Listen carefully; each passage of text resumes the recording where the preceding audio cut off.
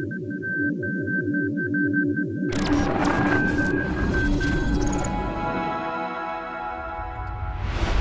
right, and we are live. Happy Monday evening, everyone. You have found once again an episode of The Living Force. And before we get to the intro, we just want to say one thing on a semi-serious note here real quick. This past week, we got to celebrate the launch of a new project in Star Wars called Project Stardust. One of our own, Meg Dowell, was instrumental in creating this amazing site run by women, written by women, for women in Star Wars to celebrate a side of Star Wars that doesn't always get the play it should. There were articles that were fantastically written. The general response has been really great, but there has been a vocal minority of people that have been horrible to the creators of this website. And for what it's worth, we want to say officially on this episode, get out. We don't want you here. You do not throw hate towards people who are putting love and beautiful things into the community. Meg and everyone involved in Project Stardust, we love you. We welcome you into this community. We're so excited for what you can bring. And if you're throwing hate at them, then yeah, no time for you. And on that, Wes, punch it!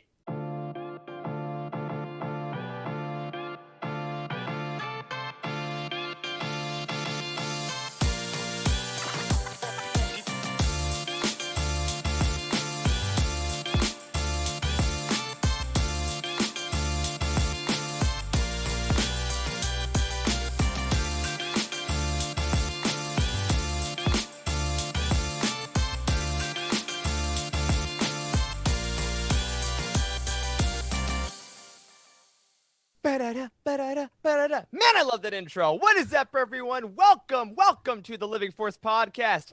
I am one of your hosts, Eric Eilerson, and joining me tonight are the doctors themselves. First off, we have Dr. Corey Helton. Hello, sir. What's up? How are you guys doing? Oh, better now that you're here as always. And of course, to add to the joyful tones, we have Dr. Charles Hankel. Hey, man. Hello there. I will never have the same energy as Corey, but I can aspire to it. You gotta work on those finger guns, dog. Finger guns. Right? It's all about the finger guns. Speaking of finger guns, we have the finger gun legend extraordinaire to round us out, Wes Jenkins. Greetings, everyone. Good to see you. And in the chat, I guess. You nailed it. We don't need Speaking of another energy. take. Perfect. Oh, and to everyone in the chat, welcome in. If this is your first time joining us, you have just found The Living Force, a positive, lovely community we like to think in the Star Wars galaxy. We are from the site Youtini.com, where you can go for all your Star Wars reviews, reading guides, and everything you need to dive into the Star Wars expanded universe. We have a vibrant online community, which you can check out by heading over to Youtini.com/Discord, and a Patreon jam-packed with hours of extra content at patreon.com/Youtini. More on that later. There's some cool stuff coming out. But to start off the show, everyone, we are going to be talking about some anthology books in this episode, including Dark Legends by George Mann and Star Wars, The Clone Wars, Stories of Light and Dark. I nailed it. Great title. Later on in the show. But before we get to that, I want to address something we said in the intro in a totally new way. Y'all, on Friday, we got to witness the launch of Project Stardust, a brand new website in the Star Wars community, and I was freaking blown away. Guys, this was awesome. It was fantastic. We've been talking with Meg a lot behind the scenes at Youtini. We've known this project was launching for a long time, but we finally saw the official launch of it this week. Project Stardust. It seems to be how do we describe it? Like a for women by women in a Star Wars safe place with a lot of really good commentary for females in the Star Wars community, which is fantastic. And it looks super, super good. They have a huge team. I was checking out their Instagram this week where they sort of went through and showing everybody their team. We should do that ourselves, actually, they kind of introduced everybody. We're already going to say, they've been up for 4 days, and we're like, oh, wait, good idea. We got to take it. Yeah, it's really, really good stuff. I don't know if you guys have seen any of their articles, but one of them came across my Twitter yesterday. I think I shared it with you guys. It was incredibly, incredibly well written. So impressed with the quality of their site right out the gate. Because, I mean, how many renditions of Youtini.com have we gone through? 8? Only one. It's always been this. It's always been good.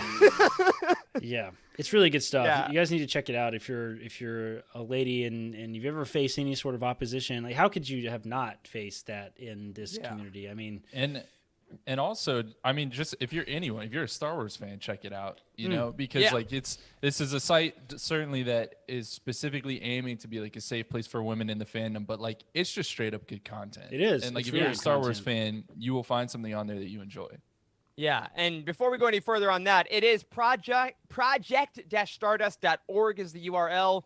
And I want to shout out a lot of the creators of Stardust jumped into our Discord this week, and we got to meet them and chat with them about all the goings on. We have a new Stardust emoticon emoji that that Jose, I'm not gonna say we did nothing, that Jose created for the Discord and celebration. There's a channel for Project Stardust in there where you can share all the articles that you want to share from that community. So a hearty congratulations from the Living Force and Youtini to Stardust.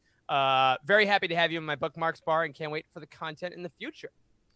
Couple other things. I want to say selfishly, guys, I had a very fun activity this weekend because Youtini had its first ever fantasy football draft.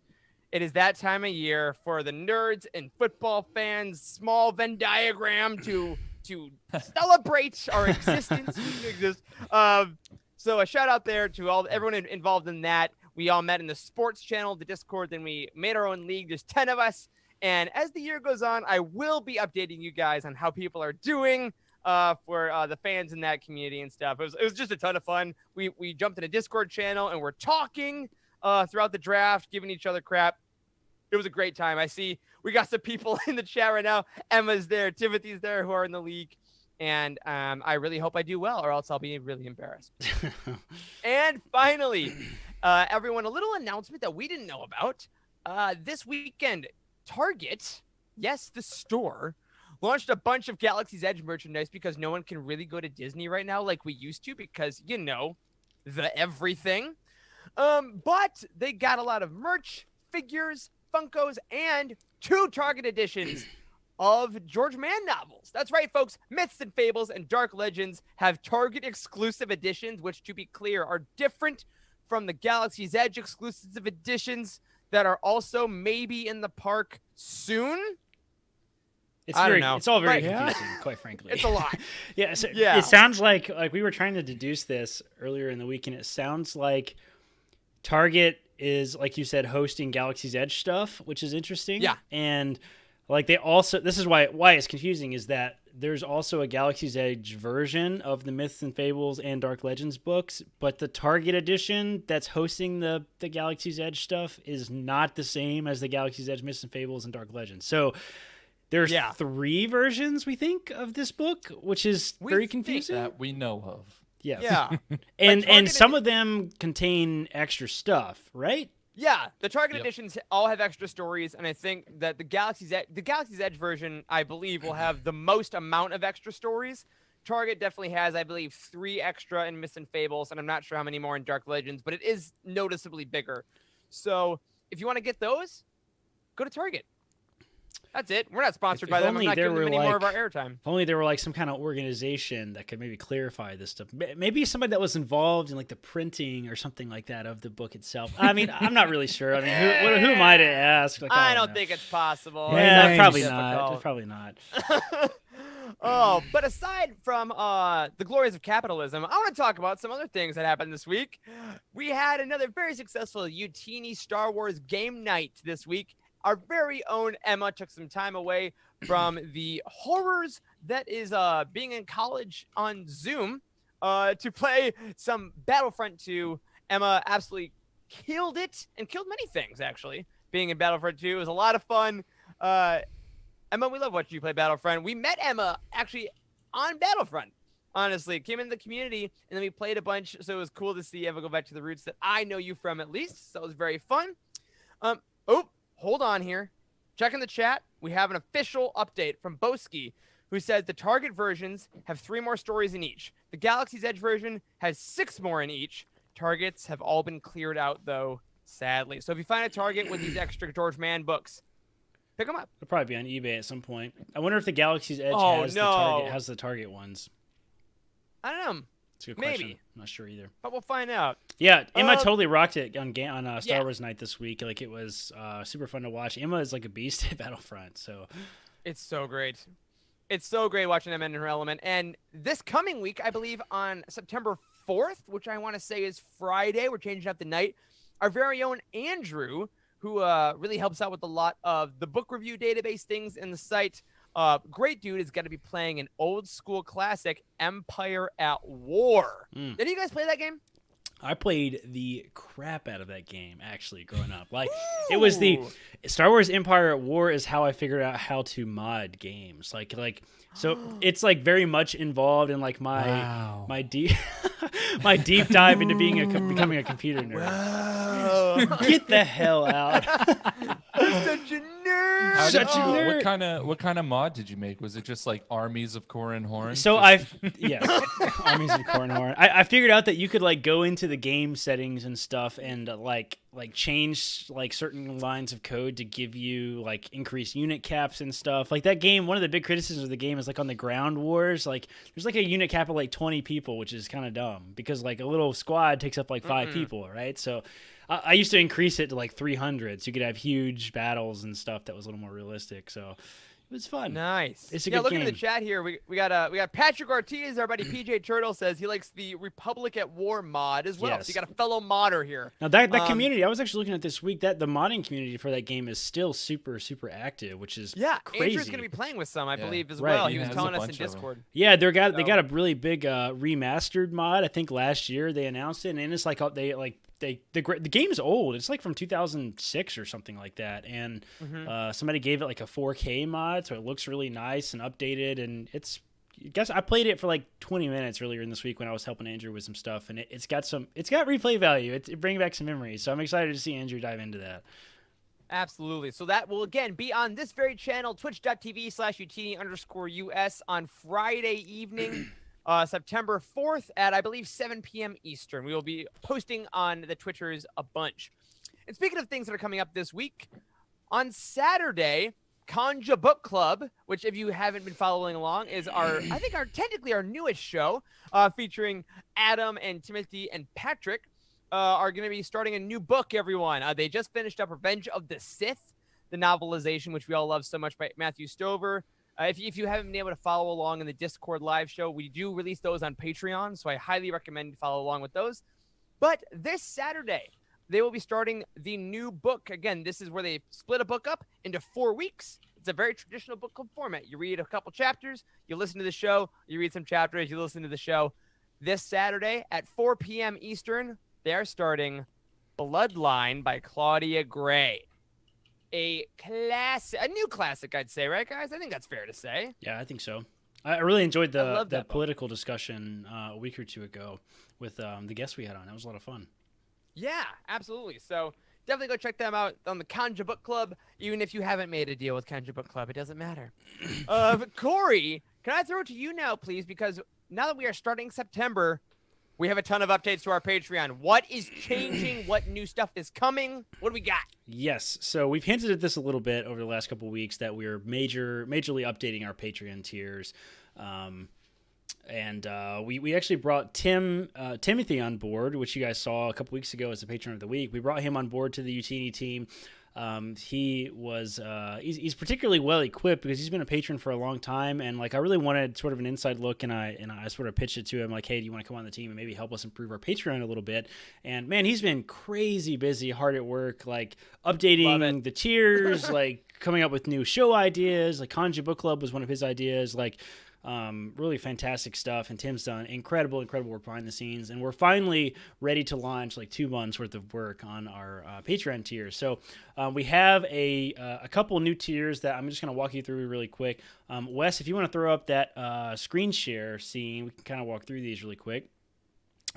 Basically, we took our existing tiers and adapted them just a little bit. So we previously had a $1 tier. It was not very popular. Really didn't have much in it that was being well utilized. So we actually got rid of that one. Now we just have the Guardian of the Wheels, the $5 tier. This is by far the most popular tier we have on Patreon, and this gives you like I think the biggest bang for your buck. So if you've ever considered being a patron of our Patreon, it's so hard to say, I can never get used to that. If you ever considered joining our Patreon, like the $5 tier is probably the best bang for your buck, just because you get a bunch of bonus shows. Yeah, that's great business strategy. Great business strategy right there. Guys, if you want the best value, give us the least amount of money. That's really where you want to aim. Everything else is a ripoff. Oh, don't worry. We're going to upsell the crap out of the next couple tiers, right? So if you join the Guardians of the Will, just like always, you get all the bonus shows. Well, most of the bonus shows that we have. Like Eric and Charlie do a Ghost Crew show where they go through Rebels every week. We have Conja Book Club, which you can actually catch live on Discord, but we do a recording of it and turn it into a podcast and stuff. That's on Patreon. Legends Look Back is still featured as a Patreon show, even though it is live on our Twitch now. Bounty Hunt is a show that the three of us, Eric, Charles, and I, have all done a couple times. A bunch of times whenever new content is coming out. That is currently on hold, probably until The Mandalorian comes out. And then Lightspeed Skipping is a super fun show he put together. So you get multiple shows a week if you join this tier, and a couple other small perks as well.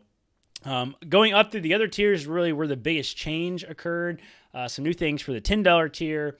We're being better about using the Night at the Opera, which is when we get together and do some kind of watch party. I've been doing a new show called The Wayfinder, which is just I give a sort of behind-the-scenes look at Youtini and kind of what's going on in the business side of things. We're also getting some behind-the-scenes looks from our team. And then the next two tiers, the Alliance High Command and then the Jedi High Council, these are both the 2.0, and these saw the biggest change, I think, of any tier, right? So if you join the $30 tier or the $50 tier, you get a lot of new merch stuff. So the $30 tier would get you like exclusive access to merch before it goes live to the public. That's going to be in the Alliance High Command, and as well as the Jedi High Council. The biggest change we've added to this is not only are you going to get like exclusive access to merch ahead of time, you're going to get like a free T-shirt every single month. So we're going to give you a big welcome bundle, a shirt, a mug, and a hoodie when you first join, and then you will get a new T-shirt. Like that's going to be a new exclusive shirt every single month.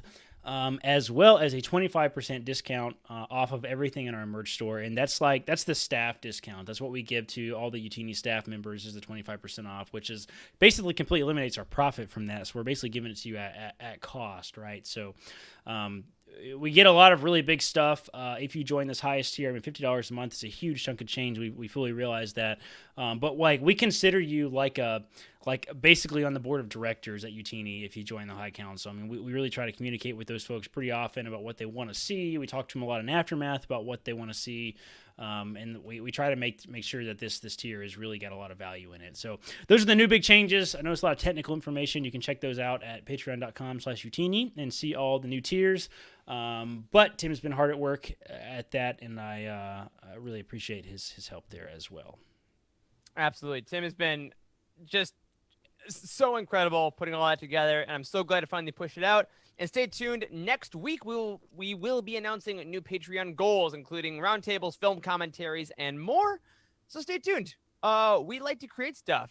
Are all of our lives getting way busier? Absolutely. Does that mean we will stop finding time in the middle of the night to make Star Wars content for you? It does not. So we'll see what happens going forward.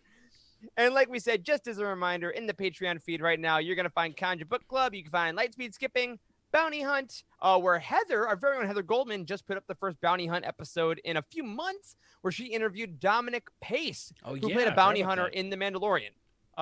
So Heather went out and got that interview. It's a really great listen to a person that has been in the same space as Dave Filoni and Jon Favreau. It's great. So definitely stay tuned for that. Charles, we want to highlight someone, do we not? We do. Am I on? Is this You're the on, moment? Is this thing on? This is it. This is it. Ladies and gentlemen, the patron of the week. I give you Oh my God, I was Ross waiting for the Orlando. patron of the week. Sorry, say it again. I messed Hey up. everyone, my name is Ross Orlando, and I've been asked to be patron of the week and answer a few questions that Timothy sent over. So, like I said, my name is Ross Orlando. I'm originally from Kansas. Now I live in the greater Boston area. I got into Star Wars through my mom. My mom doesn't like sci-fi or fantasy or anything really. She's kind of a true crime person. But Star Wars was the one thing that the one piece of sci-fi slash fantasy that she ever really got into. And she instilled that into me at a pretty early age. I grew up watching the original trilogy on repeat until the prequel trilogy came out when I was pretty young. Liked those a lot. Didn't like Attack of the Clones all that much even when I was little, but I've come to appreciate the good things about the prequel trilogy, and which is why Revenge of the Sith is actually my favorite movie out of the entire saga. In terms of my favorite Star Wars kind of expanded universe piece of media, it's a broken record for a lot of people, but it's Lost Stars. I was pretty blown away by it. Picking it up, I heard it was a YA book, so I thought it would skew a little younger in terms of writing style and story than what I would be typically expecting, but fell in love with it. I thought it was masterfully... I think Claudia Gray did a masterful job of kind of weaving these new characters and this new story into existing events that we've already been familiar with in a really cool way. In terms of why I joined Youtini, originally I was looking for some sort of reading list, some sort of canon reading list or timeline, and I wanted to start reading the books in chronological order. And that's how I found Youtini and kind of got involved with the Discord pretty quickly and listened to the podcast and just kind of dove in. And it's been great. I feel like recently, whenever I've been tweeting or posting, I've been having the preamble of not as involved as I'd like to be in the community, but, and that's definitely true. It's funny, with everything going on, work has become more busy than it was before everything started happening. But I've been happy to be a patron ever since, and happy to continue to be. In terms of what I'm looking forward to most coming up in Star Wars, it has to be the Kenobi series, especially if they base it off of John Jackson Miller's book. Be super pumped. But you can, a lot of people can say a lot of things about the prequel trilogy. We're all familiar with most of them at this point. But Ewan McGregor was always the shining beacon in the prequel trilogy. He's just quality from start to back, so I'm really happy they got him back for the series, and I can't wait to see it. In terms of questions for the hosts, Eric, how do you think the Cowboys are going to do this year, and why do you think the Chiefs are going to win the Super Bowl again? Other than that, my social media handle for Twitter is RP Orlando91. On PlayStation and Xbox, it's the same thing. So thanks for letting me be Patron of the Week, and keep up the great work, guys. Oh, man. Okay. The best question has been asked. You all can stay home. That's fine. So, Ross, to answer your lovely Patron of the Week questions, I think the Cowboys are going to win the division. I think they're going to have the third best offense in football behind the Chiefs and the Ravens. And I think that there is a definitely decent chance that they play your Chiefs in the Super Bowl and probably lose. And you know why? It's because Patrick Mahomes is the most exciting quarterback in the history of the NFL. I love him dearly, despite not being from Kansas City. And I will admit that. I loved the Super Bowl last year. I do have a Mahomes jersey. Bless them all. So that being said, Cowboys fan for life. And Dak is my boy. Zeke's my boy. I have Amari Cooper on both my fantasy teams. And now I'll stop talking about football. Thank you for giving me an excuse to talk about my two favorite things, Star Wars and football, in the same podcast. Guys, it's Christmas. It's Chismas. Thank you very much. Now, Corey, I will stop my Christmas. Can you tell me one thing that we have forgotten to plug quite a bit on our YouTube show that is featuring one of the dearest team members to our hearts, Matt Davenport?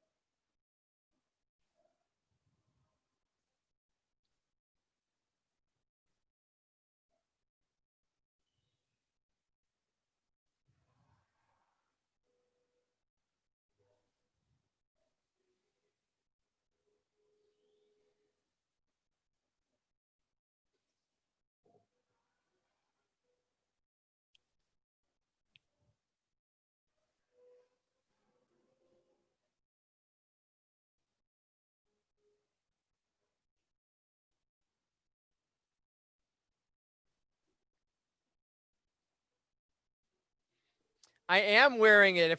Yeah, this new Thrawn shirt just in time for the release of the new book, which I have right here. I freaking love this shirt, Jose. Oh my god, I love the color pop.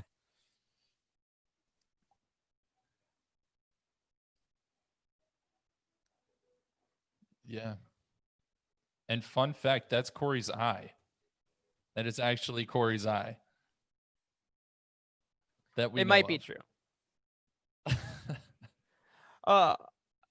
Well, very possibly. Real quick, I'm gonna take the mic away for just a moment because Corey, apparently people can't hear you. You might be muted on the thing. So double check that while I vamp for just a quick second. I fixed it now. You're right. It was not. fi- It was not there. So I basically just talked about Cantina Comics for 5 minutes and nobody heard it. Should I go back through that really quick? Yes, you yeah, should. Okay. yeah. Let's go back through Probably it. do. Probably Hey do. everyone. Sorry, guys. I'm a moron. And apparently I must have hit a button there. So now you can hear me, I assume. There's going to be a bit of a delay with the chat, so hopefully they can hear me. But I see the little bar moving now, so that means it probably is. I think I'm the only person that ever gets muted on the show, by the way. Does anybody else Oh realize yeah, that? I don't know how to mute myself. Yes. I don't know. What you see is what you get. Apparently that's how it is. All right. I've been muted for a whole show before. That's true. But that was a long time ago. We were you know, Infants. pretty infants there. Okay, So tell us backing about up. Cantina of Comics. All right, backing up. Matt, I'm sorry you have to edit us out talking about you. Let me try to do a better job. You know what? When you're editing the podcast, Matt, like whatever take is better, just use that one. All right, it's probably gonna be the Yeah. first one because I never do as good of a job the second time around. Let's be honest. This is all gonna stay in. That's probably This is true. it. Just do it twice. Matt's gonna leave the edit of us talking about him twice. That's probably what's gonna happen. All right, backing up. What you guys missed in my muted monologue. Now I'm seeing all the messages in Slack from everybody. I'm seeing them in the chat. You know, I should probably pay attention to this stuff instead of looking at the camera while I'm talking about this. All right, backing up. Couple Youtini updates.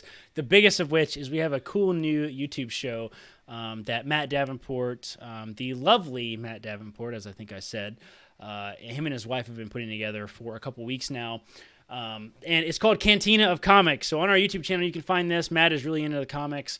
And every single week, him and his wife are making a cool mixed drink, which they demo on the show itself, and then talk about some comics, which is pretty fun. So I think Matt has been he's been behind the scenes for a long time. He's been doing a lot of really cool work with the podcast, and it's fun to finally see his face. Now, this project was a total surprise to all of us when we launched our YouTube channel. I just received basically a completed video in my inbox in Slack and was like, "Hey, I created this new thing. You guys want to put it on the YouTube channel?" And we're like, yeah, we do. Yeah. Oh, it's written, produced, edited, and ready to go. Yes, We'll hit publish. absolutely. Absolutely. It's really, really good. It's been a lot of fun. I think he has at least 3 episodes filmed. I think 2 have been released on our YouTube channel, so you can check that out. So just go to YouTube and search for Youtini. Make sure you smash that like and subscribe button if you haven't already. Yeah, there we go. And I want to say before you get into the next thing, a quick shout out to the video team. We don't go over every single video now because there are frankly too many for us to recap every week, because the video team has been so hard at work pumping out content, guys, reviews, all that stuff. That is not stopped. That is continuing. I am in awe of the work that you all are doing every single week. Jake, Emma, Nathan, everyone behind the scenes, everyone that is giving written content for those video people to do. I love it. I love you all. It's great.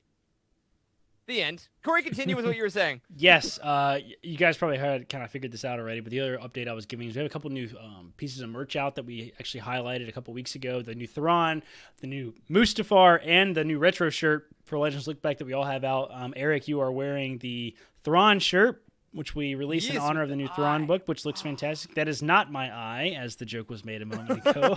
My eyebrows are not that bushy.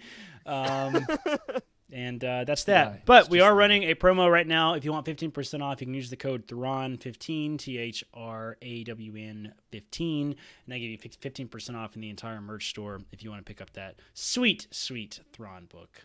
It looks fantastic. Absolutely. Because what better way, honestly, to spend the week of a new Thrawn book than by getting some sweet Thrawn merch. Again, Thrawn15 is that code. Very excited for that. And if you were, like we said earlier, in one of those bigger Patreon levels, you would have gotten access to this a little early. So just a little incentive to go along with that. All right, a little bit of book release news. As we said, tomorrow is the big day that we've all been waiting for so long. Thrawn Ascendancy, Chaos Rising is officially released.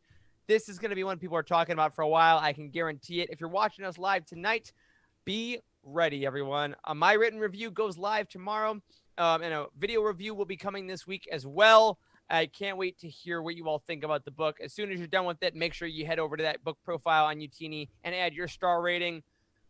Ooh, new Thrawn. Very excited. And then we get a little break. We get a little bit of a break until November 10th, where we get, from a certain point of view, Empire Strikes Back. But guys, I'm okay with having a little bit of a break with Star Wars releases. What do you think? Yes. Yes. We had to smash two kind of small roundtables into one episode here. So, we need a break. I'm exhausted. No I'm going to be honest. Wow. All right, this is part of the show. We are all tired. It's been a week for everyone.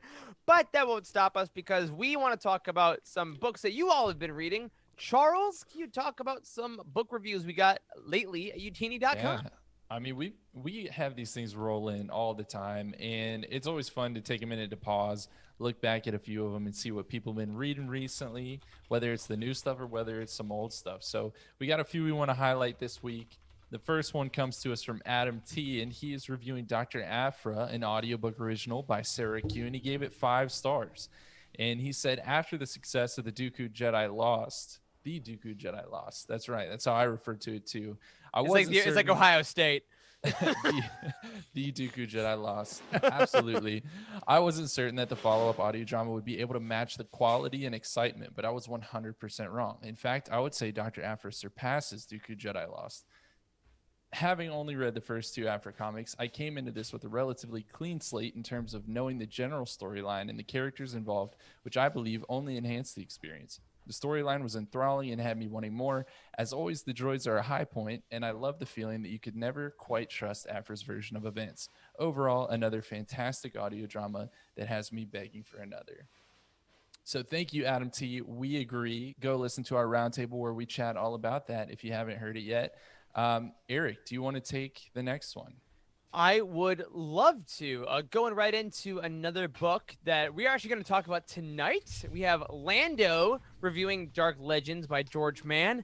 Given this book 5 stars. Here, let me grab it behind me here, holding this pretty little guy. And he says the following.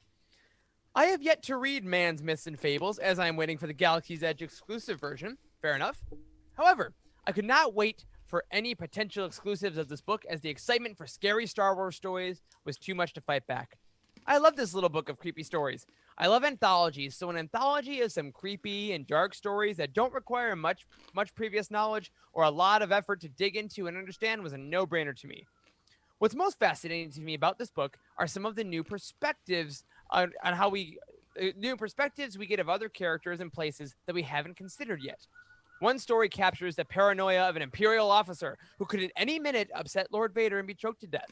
Another story tells us more about the mysterious Exegol that we saw in The Rise of Skywalker. I appreciate that Mann turned to classic films and stories as inspiration for some of these. It was fun reading and trying to identify if the story lines up with any classics I knew of, and was either pleasantly surprised at the twist I didn't see coming, or was able to revel in the ability to exclaim, "I knew it!" when I was correct. I can totally see myself reading this on Halloween nights to future children, hopefully creating some good memories to share.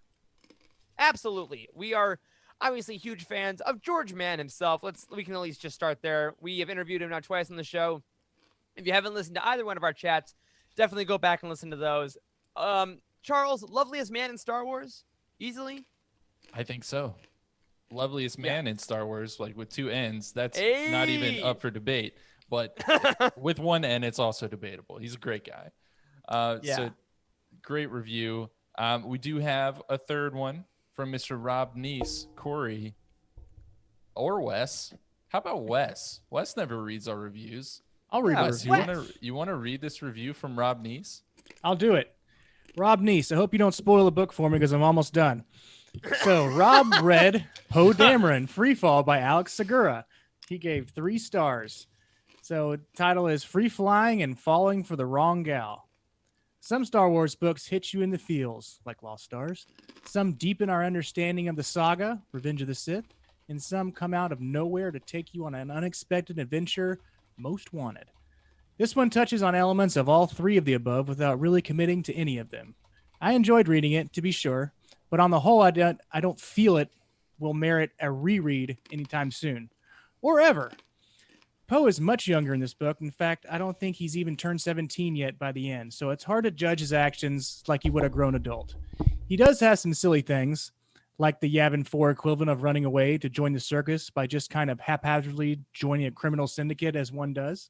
One of the more interesting things that this development enables is making his primary adversary for a healthy chunk of the book an officer of the New Republic Security Bureau, who we're programmed to think of as the good guys, who just happens to have an agenda of her own involving elaborate plans of vengeance against the feared spice runners of Kijimi. Speaking of those criminals, it turns out their operation and Zori's role in it is considerably larger than the perfunctory mentions in the Rise of Skywalker film might have one believe. But at least we learn what the deal was with that helmet, I guess. All told, it was fun, short read, and I wouldn't mind reading more of Dameron's high-flying adventures in the future. Just not the book. All right. Well, thank you, Rob, for that. I'm almost done with it. I would say right now I give it 4 stars compared to your 3, but I'm kind of I'm on your wavelength, man. I'm on your wavelength. Nice. Yeah, Poe Dameron Freefall, actually, just to round this all out, I believe we are doing our Poe Dameron Freefall roundtable next week, if I am correct. Am I correct? I'm looking at the schedule. I should have checked it earlier, but I didn't. Yes, my friends, it looks like no one's going to sing with me. That's fine. Yeah, next week we're going to do our first episode of our Poe Dameron Freefall roundtable, so a little tease for that. You'll see if we agree with Wes's review, if we agree with Rob's review. But thank you, Rob, regardless. All right. If you want to add your own reviews to the books you love and you want us to read them on this show, look up that book on Youtini.com, leave a star rating and a user review at the bottom of the page, and we'll see what we can do. Now, we are going to take a quick break, show you a lovely little merch ad for a few seconds, and we will be back to talk about some anthologies in the Star Wars. See you in a sec.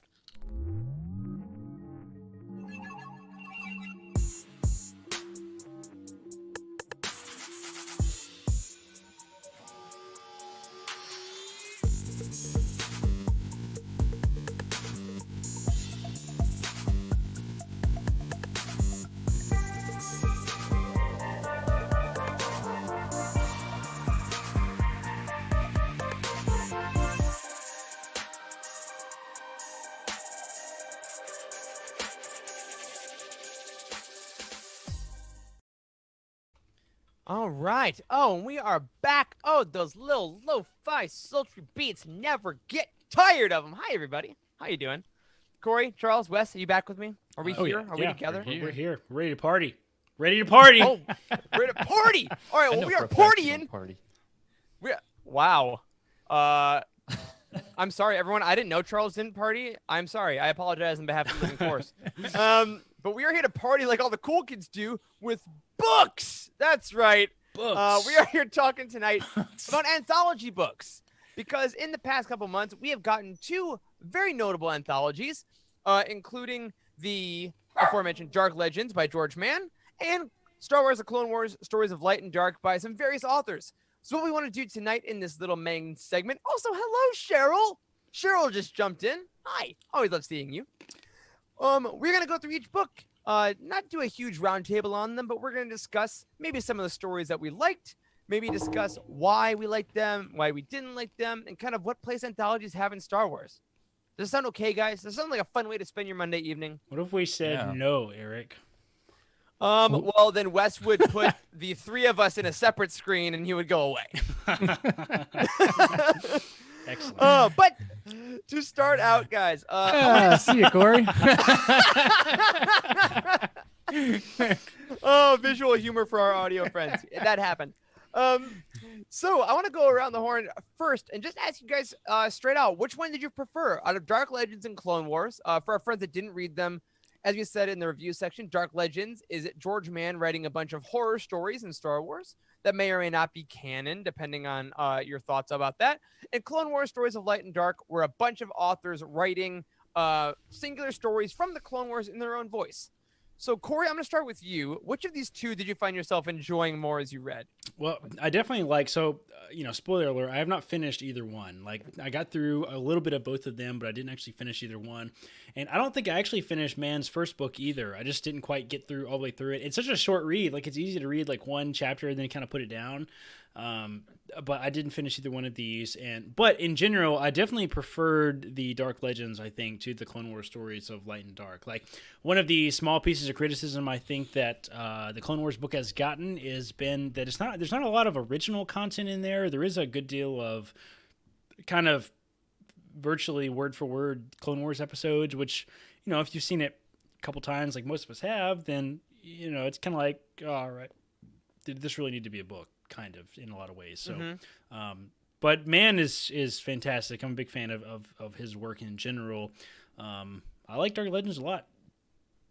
All right. Charles, what do you think? You going to jump on the Mann train again, or do you have a little more love for Clone Wars? Jump on the Mann train Jump again. on the Mann train. So That's right. This is tearing me apart because only one of these books has Kenobi in it, and it's not Dark Legends. But I'm still going to pick Dark Legends because it's brand new content and it's just fun. Like it's not the typical type of stories that we're going to get. So I enjoyed some of those and I know we're going to get into them, but I still really loved Tales of Light and Dark as well. I had a great time with that book. I think a better time than I was expecting to, but I'm going to give it to Dark Legends. I always love that when you can kind of subvert expectations in a cool way like that. So I hear what you're saying. Wes, how about you, man? Round us out. I'm going to have to pick Dark Legends. I guess that's 3 out of maybe all 4 of us pick Dark Legends. I like how they go into detail about the characters, but they don't actually name the character on some of these stories, which is great because it's kind of like a hidden secret if you know who they're talking about. But I like. I can't wait to open Star Wars Clone Wars Tales from Light and Dark. It looks like a great cover. It's hefty. They got big font. I like that. So, but I have to give the nod to Dark Legends. It is beautifully designed. I'm not gonna lie. I'll end here. I will also say I did like Dark Legends on the whole more, but I think for me, the Clone Wars Stories of Light and Dark maybe had a few higher highs. From a couple specific authors that I will touch on later on. And I like that idea because in a lot of anthologies, when you have multiple authors, the quality can vary depending. And if you like George Mann, you're pretty much in a nice, warm, solid, a warm, solid line throughout the whole bit. Like it's George Mann writing stories and he's a great storyteller. So you're pretty good at it. But yeah, so we'll get into that. Quick question. Yeah, sorry. Quick question, Eric. Like, so these books are both very interesting. We actually even had to break up sort of our normal review format for both of these books because they're so different and kind of weird. They're not like typical normal age group books. So that's kind of my question is like, what is the age group that you would formally put these both in? I know what age group they are in, like by definition, but do you think that they fit those age groups or is it like... Mann's book seems a little more adult to me than I think it was originally intentioned. I would put them both probably in middle grade novel, technically. Because I think that Mann's definitely read, like he says a lot when we talk to him, as like grim stories, like grim fairy tales. Right. That are dark and definitely have mature elements, but can be read to children. And I think the Clone Wars Stories of Light and Dark is similar in its writing style that it can appeal to children. And I think some authors are more successful in that than others. So I think that's a great question. I think that's also very interesting. Now, looking at Dark Legends, let's start off with that one. I'm going to grab it. Again, the smallest, literal shortest Star Wars book that I own as far as its actual cover says. Did any of you guys, I'm just going to open this up, have a particular favorite story in this collection? Because there were a few cool ones, like we said in the earlier review. We had one with Exegol. We had some Darth Kaldoth came back. We had a Grand Inquisitor story. Did any of these jump out to you guys specifically? It's funny. I think that you just mentioned probably my top 3 favorite ones. Like, there's a reason that those ones sit. I mean, Kaldoff, it's just great to get him back. The Exegol story was so unexpected for me, though. Both like getting a story on Exegol, but also the story itself has a fantastic twist that I bet a lot of people don't see coming. So that's up there. And then the Grand Inquisitor story, man, if that was not just the perfect parallel to Nosferatu, I mean, it couldn't have been any more perfect than that. Yeah. I mean, I'll jump right in. I'm gonna agree with you. Like, there's a reason why I mentioned those ones first. The stories mentioned specifically were the Gilded Cage and A Life Immortal were my 2 favorites, which fittingly are the last 2 in the book, which I think is really fun. I think that's a great way to kind of compose a book, with the Grand Inquisitor story being the orphanage as the first one. And I really liked those because, I mean, one, we talk about this when we were saying which one we liked better. They're so original for man. Like, these are actually the ones that don't involve characters from the saga. Other than the Grand Inquisitor one, the last 2 are Darth Kaldoff, a character that man created in Myths and Fables, and the other one is completely original characters, only using a setting that we know from Exegol. So, guys, I want to ask you, do you guys prefer with anthology stories like Dark Legends, Clone Wars, from a certain point of view? Another great one, for example, the Tales of the Bounty Hunters, all these things. Do you guys like it when familiar characters show up? Or do you like it when it's kind of just all original people witnessing places that we know, like Exegol, like Tatooine? The latter for sure for me. I mean, you guys have heard me talk about this on the show before, that like, you know, the reason I like the expanded universe is I like to expand on the films, to expand on the universe, right? So like, I much prefer stories that don't feature main characters, I think, to be honest. Like, I would much rather have a story about, you know, somebody who is in the booth next to Han Solo in the cantina, rather than about Han Solo and getting his own head, because we have tons and tons and tons of content that sort of features our main characters, right? So I kind of want to see behind the scenes. All right, I like that. Wes, Charles, you guys agree that you want some new people looking at this thing with fresh eyes? Yeah. Go ahead. Go ahead, Wes. Wes, you control the camera. Talk. Yeah, Yeah, right. that's right. I forgot about that. So, yeah, I would just like Corey said, it's like I like the backstory of the characters that make you want to read more into them, because we have movies and main novels and book titles of all these main characters, but yeah, what's going on behind the scenes? What's going on in that other booth? What's going on in that other starship? How did this person get there? And it kind of, we already have the foundation, so it seems, but we need to build up that trunk to make it blossom into a tree, you know? Yeah, I love that idea. And I think one of the cool things too, speaking of like, you know, blossoming into something new, is that George Mann with Dark Legends, specifically with the Kaldoth story, got to build upon a mythology he had already started to build with Myths and Fables, right? And it's so rare that we get to see people do that outside an official trilogy, like Timothy Zahn or Chuck Wendig, or people that are actually given sequential novels.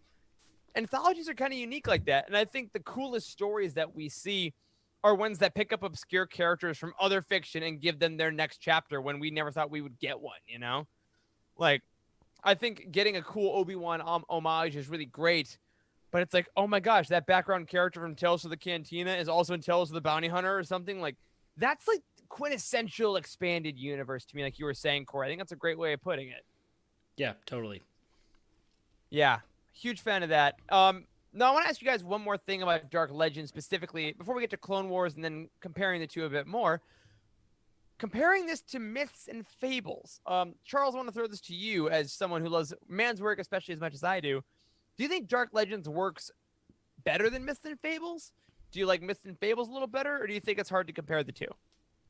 So I think that they're definitely comparable. I think that this might be a weird thought, but what strikes me is that as Give me the weird. Americans, Go weird. as Americans, I think Dark Legends works better. And the reason is we don't have like the rich history necessarily of like Greek mythology, right? Where we tell like a whole bunch of folklore. Like, I feel like our heritage is kind of like sitting around a campfire telling ghost stories. And that's what these are, is, you know, they're taking the spooky things, the scary things. Mm-hmm. And I think the other thing that makes it work is a lot of times it's the stuff that freaks us out, that we don't understand, that we build kind of this lore around, and that's what these stories are. I mean, like the Grand Inquisitor, you know, creeping in the window of an orphanage and stealing kids out of there. Did he do that? I don't know, but he definitely could have, and I'm scared of him, and I haven't slept for a week.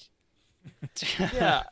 I mean, hey, is there anything more American than being terrified of the entire world and not knowing what's going to happen day to day? I don't think so. So I agree that I think Dark Legends is more successful thematically in that way because it sticks to like all the scary things. But I am going to say for me, I think I like the Myths and Fables just a bit more because of the variants, which I think is interesting. Like, I think that I like certain books if the tone is consistent throughout the whole, but Myths and Fables for me, how it went kind of more, this is filled with hope, this is filled with dread, this is filled with hope, this is filled with dread. I like that roller coaster, and I think Dark Legends definitely hits that as well, but knowing that they're all supposed to be horror kind of makes you drive in a little more of a straight path. But regardless, let us all say, I mean, give us more. Yeah. Let's be clear. Yeah, totally. So the one point I was going to make in regards to that is like, I think it was a clever decision to put the word legends in the title, right? Mm-hmm. Because so, you know, right, Jared? Yes, that's right. Did someone say legends? Legends. Yeah, exactly. You know, that's been kind of one of the weird things is like people have, you know, when they did the Disney purchase and they did the clarification that everything that's come before is going to be titled Legends, and there's always a little truth in Legends that gets thrown around a lot, and like I don't really look at Legends stuff like Legends. Like I certainly don't look at Legends like this, like Dark Legends looks at Legends. Like, do you guys? Like, it seems to be a little more true in a lot of ways. And so I don't know. It depends on the book. Like, it's a thematic thing, right? Yeah. Like, I've just started reading the New Jedi Order recently for the first time. I'm on Vector Prime. I'm digging it. But I know for a fact that Jaina and Jason Solo don't exist in the canon. Totally Right. fair. Right. Whereas, like, this is if like I'm looking mythical, though, right? Like, this is Yeah. like totally different. Like, and Yeah, exactly. the point I was going to make is like, I really like this theme in these books in general, Myths and Fables and Dark Legends, is like it allows a little bit more of sort of meta storytelling that is a little more like legitimately Legends in Star Wars, which I think is a lot of fun. Like it's like a level of it's like taking like you said, Charles, it's like taking Greek mythology and putting it, you know, in the format of Star Wars, which is a lot of fun. Like to think about things mythically in a lot of ways because George Lucas was inspired by those things. Like that's what Star Wars sort of originated from, is that sort of classic storytelling, fable, opera sort of style. Structure. Yes, exactly. So I like this idea a lot. And do you guys think it's going to continue? I want to see it continue, but I think it will, unless they put out any more freaking Target or Galaxy's Edge editions, because they're going to add 12 stories to this thing by the end of the year. Exactly.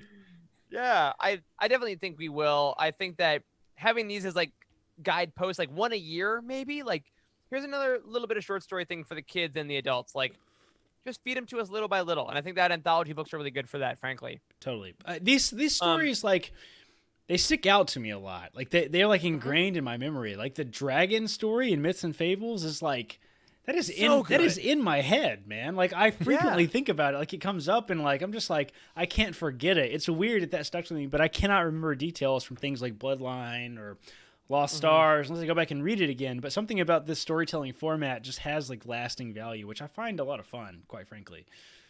Yeah. So Boski just put in the chat, I can't wait to get the Bass Pro Shop version of Myths and Fables in 2023. Accurate. For real. Like, but I think I'm going to say, let's see what happens the next couple of years. Are we going to get like Myths of the High Republic? That'd be something really cool. I think that would be fun. Let them play in that sandbox, huh? That sounds fantastic. Yeah. So, and after we have read those books, it's fun to flip back to the books that you've already read. You're like, that seems familiar. I'm gonna go back to my library and start flipping through. It's like, that's where it is. That's where I read about Darth Kaldoth. Was when I first read that story in Dark Legends. I was like, because I hadn't read it for the other book come out like 8 months prior to that. Something like so that, yeah. I pulled it out and I was like, makes sense now. This all makes sense. So I reread it. Which is great. And that's honestly, that's how the Jedi were talked about. Like in universe, we hear about it's legends and stories, and it's this kind of dialogue. So I think that it kind of makes us part of the Star Wars universe in a fun way. Now, going to a more literal version of storytelling with Clone Wars Stories of Light and Dark, which I'll grab from behind me right here, which just came out last week. This is obviously an anthology book, but it's very different because this is retellings of stories from the Clone Wars. And y'all, we all said we like Dark Legends a little bit more than this. And I'm gonna go out on a limb here and say that's because, this isn't necessarily quote unquote original content. Yes, it's storytelling in a new point of way, but it's kind of like a novelization in a way. It's like a novelization of the Clone Wars. And I want to ask you guys on that note, because it's a novelization approach with a bunch of different authors, how did that affect your reading? Like, did you find that certain stories kind of grabbed you? Did you find that with certain ones you got 2 or 3 pages in and you're like, all right, I get it, they're not adding a ton, and you moved on? Like, what was it like reading this book? 'Cause it's kind of unique in that way. We haven't really seen anything like this before. Well, I mean, I can certainly tell you I prefer to read the book before I see the movie, if that sort of tells Yes. you anything, right? Like, in fact, I even remember as a kid, like, a lot of times they would release like kids version books of like movies like Spider-Man or something, and like especially if it had screenshots from the film itself, like in the book with like dialogue from the script. I always like found that really tedious, quite frankly, personally. Sure. Like I'm like, I've already seen this. I don't need to see it in a book. If you're going to do it in a book, like you have to expand on it. Like we've talked about that in general with the sort of expanded editions, what they're calling the new novelizations of the films, right? Is like the expanded editions, and the books that we certainly prefer that are labeled expanded editions are books that do exactly that. They expand on the film. Like dialogue is slightly different. Like there's extra scenes. Like that stuff is really, really good. So some of the criticism that this book has received has been that, well, there are like straight up episodes that are stories in this book that are virtually not different at all from the Clone Wars. So, take that as you will. Like you have to take into account that this is targeted towards a certain audience, and maybe that's where the value comes from. But there was a lot of original stuff in the book too, and I certainly found those particular stories to be more interesting than the others. Yeah, and I want to highlight a couple of those because there are some writers in here that do a great job with their stories, like some of our recent favorites, like Zoraida Cordova, author of Crash of Fate, is in here. She does an adventurous story that is called The Lost Night Sister, and then we have Rebecca Rowanhorse, who wrote Resistance Reborn, which we all freaking loved from last year. She did a Maul story called Dark Vengeance, all in the first person, which was to me probably the most gripping story in the whole collection. But then there's also a couple newcomers like Preeti Chibber, who is she's been a writer in the nerd world for quite a while.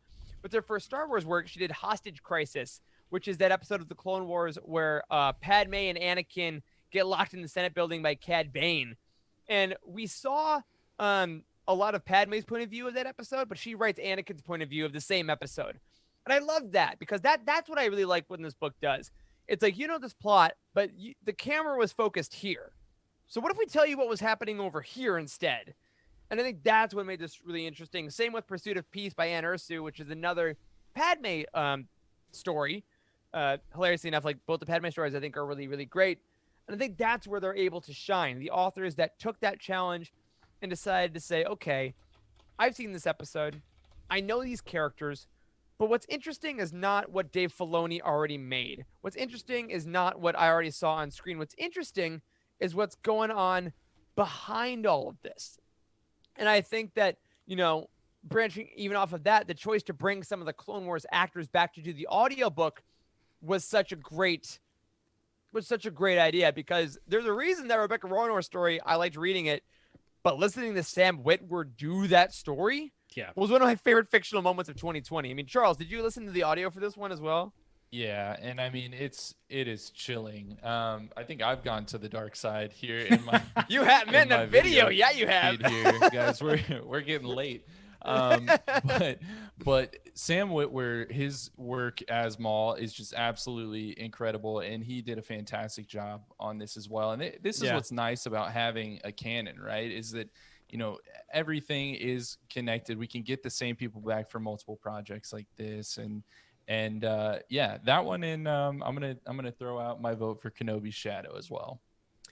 Yeah. Do you want to tell everyone a bit what if you haven't read the book yet, which episodes does Kenobi Shadow cover? Because it's one of I know at least your favorite. So it's the season 5 episode 16, The Lawless specifically. So it's basically talking about when Maul lured Kenobi back to Mandalore. And I'm not going to say what happens for those that maybe haven't watched the show or haven't read the book, but you should go and do that right now. Yeah, and I think that's what makes this book interesting because, like we were saying earlier, is this one I'm going to reread a ton? Probably not. I'm not going to revisit it as much as I want to. Maybe some others, but I can see myself kind of going back to some of these stories individually, which I think is the beauty of anthologies, right? Like I might throw on the Whitwer Mall as I'm working. I might throw on some James Arnold Taylor doing Kenobi with that last story if I want. Or honestly, I may, and I want to mention one last story here in this section, which is the last story, which is Bug, which is the only one that was actually not listed in the digital version of this book that went out to reviewers, hilariously enough. But it's by E. Ann Convery, and it's an original story featuring a child named Bug, and she encounters a Night Sister witch after the fall of Dathomir. And that's all I'm going to say if you haven't read it.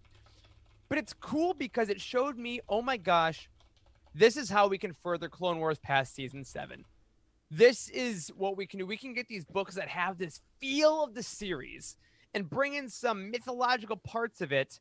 But I think the anthology format can work really well for maybe future Clone Wars. What do you guys think about that idea? Like, because animation is going to go to Bad Batch. It's going to go to maybe another Rebel series. We're not maybe going to touch the Clone Wars era for a while.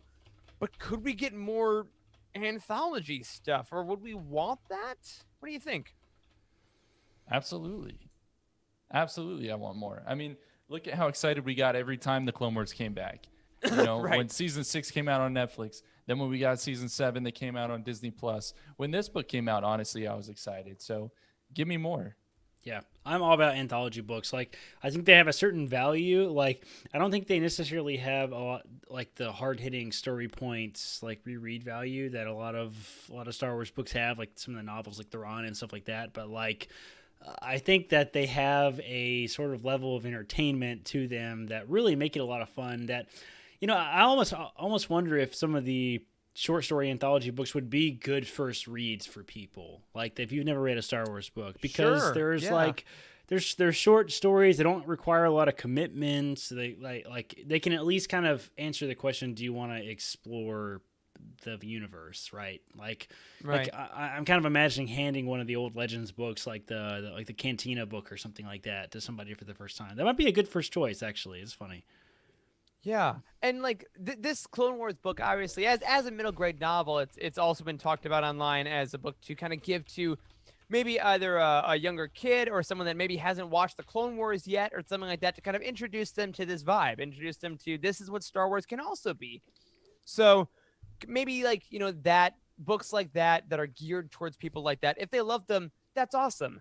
And it leads to one of our kind of core principles here at Youtini, that even if a book isn't for you, it's not your favorite thing in the world, that's okay, because there is an audience that will love it, and that should be respected and loved as well, which we always try to uphold.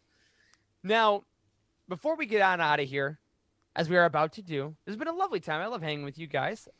This week, I want to take a second to talk about the release that is next to me here. It is on my chest, on my shirt. It is something that we've been building to, honestly, for about a year now since its announcement. We're getting the first book of a new Thrawn trilogy. The four of us, have not been bashful about our less than vivid enthusiasm for the last Thrawn books. What are you guys looking forward to most about the next Thrawn book? I have read it. I will say now, by the time this publishes, it will be out. The embargo is up. It's my favorite Thrawn book I have ever read. So I am down with that. Damn, that's high for praise. The three of you bro. guys. It is someone who didn't love treason a lot, but Yes. it blew my mind with this amount of stuff that Zahn was able to do. And you'll all read my review tomorrow. when you take the leash off Zahn and just let him go, Yes, I it's kind think of a magical thing. that is absolutely the key. So I'm about 30% probably through the audiobook myself. Like my wife and I, we listened to it. She took an exam in Nashville, which is about a 4.5 hour ride. And we actually decided to make it a round trip just in the day. So like we listened to about 6 hours of the book, which is probably about 40% through it. It's a long, it's a long audiobook. And honestly, like from what little that we've gotten through so far, I can honestly back you up a lot, Eric. Like, you know, we said a lot that the second two Thrawn books in the quote unquote trilogy, the new canon trilogy that Thrawn did, like they felt like they were they kind of had, maybe Zahn was sort of felt cornered a little bit because he had to tie it into the Rebels TV show, and like it kind of looped back in and forth between that, and like it was a stark difference from the first Thrawn book, which you guys know I love. It's in my top 5 canon books, and this book so far is equal, if not better, to the first Thrawn book, in my opinion. Like, it's strong. Like, it's strong original Thrawn. Like, I mean, you guys realize that he has to have been imagining what the Chiss Ascendancy is for, like, 25 years, right? Yeah, Like, it's like Game of Thrones Thrawn. Like it is Yes. it is families and politics and subterfuge and mythology and like and it's all the stuff that we thought about. it all can't be like, there's no way that he just came up with all this just now either, right? Like it has to have been in his head, like at least There's a somewhat. file cabinet. Exactly. It was in his file Somewhat. cabinet, somehow formed in his mind for decades, which is really fun to consider. That Zahn is really credited with sort of kicking off this whole Star Wars expanded universe thing, and like the fact that he's finally talking about the origins of the Chiss Ascendancy is a lot of fun, quite frankly. Yeah, it is gonna be great. Let's see, Charles, Wes, any thoughts? And I'm just just to excited for more Thrawn, man. Just more Thrawn. Bring it on. read, I mean, just to clarify, this is an origin story, as you say, for Thrawn, right? So you have Yeah. this book coming out tomorrow, I guess, hit my doorstep, and then there's the 3 Thrawn books that are canon Mhm. that Zahn had Timothy Thrawn had written, and then there's the legends, right? And there's the legends that he had written back in the 90s. Yes, the 90s. Okay. 91, I think, was the first one. Is that correct? Yeah, because the trilogy and then the Hand of Thrawn duology, Yep. technically, and all that jazz. That's right.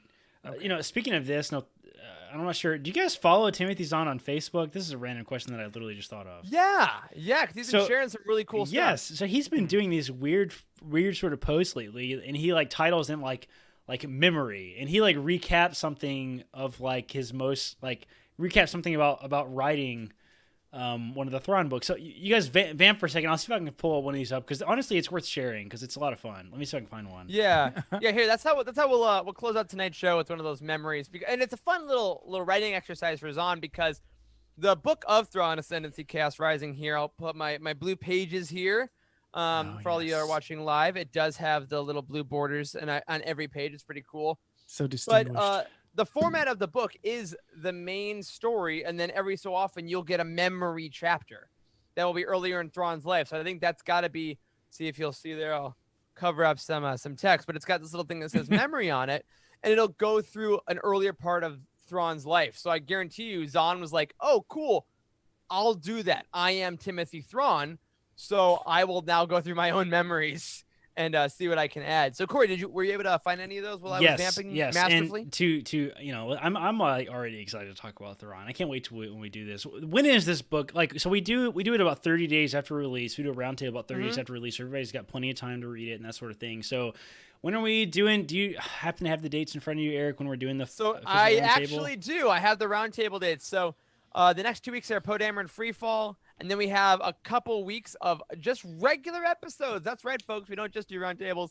But October 5th is our first Thrawn Ascendancy date. Okay. It's exciting. October Like, 5th. yes, I'm already really excited to talk about this book. The memory format, like, absolutely works, Eric. I'm not sure if you agree, but like one of the big criticisms love of a it. lot of I Star love it. Wars books have been when things go back and forth. Like what was the Han Solo book that people Last shot. Last Shot? People were not a big fan of the way it went back and forth. The memory format is a beautiful way to do it, I think, because like Yep. the story ties directly into things that happen next, and it's it's Timothy Zahn at his finest. So anyway, I pulled up his Facebook thing. So this one's from August 29th. So he says, "Memory, Thrawn." It says a new era in Star Wars publishing was underway. Birds were singing, writers were writing, and all my agent could get from his nudgings of Tim's available to write new books was, "Yes, we know."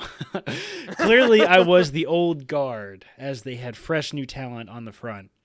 Which was fine. I'd written 10 novels and 19 short stories. That's crazy to think about, by the way. Wild. And if that was all I ever got to do in the Star Wars universe, I was content. I had my say. I was happy with what I'd been given and what I'd accomplished, and I can move on.